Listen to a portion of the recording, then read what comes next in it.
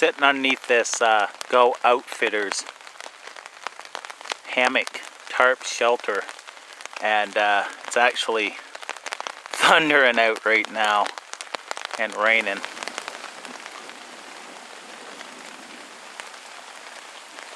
That was quite a rumble there.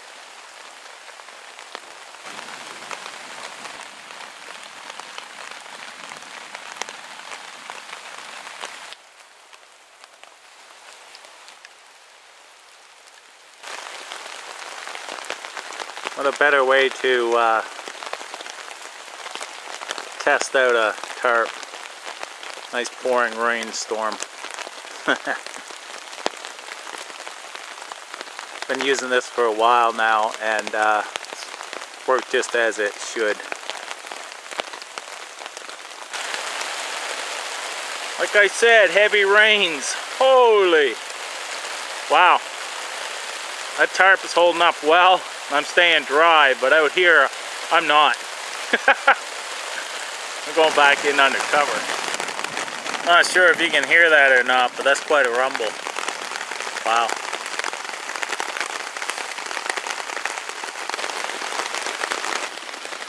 The thunder and lightning is overhead right now. Just seeing a flash of lightning and a huge, huge rumble.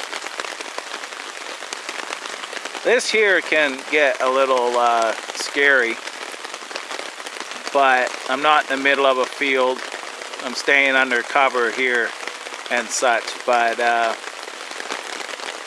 yeah, you always have to take care whenever you're out in the bush or anywhere during thunder and lightning. But wow, that was quite a crack.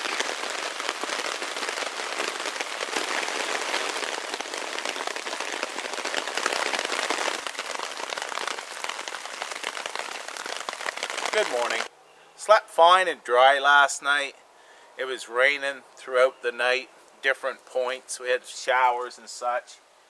But the tarp kept me nice and dry.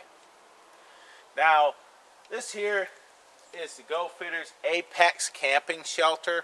So you can configure this different ways. You can use this as a tarp for just a on the ground setup. You can use this many ways, like I said.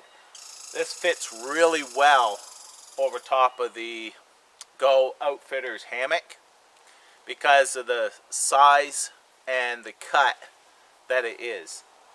So what I'm liking about this, I have this just staked out in the four corners, but there's also a tie out point here in the middle on both sides.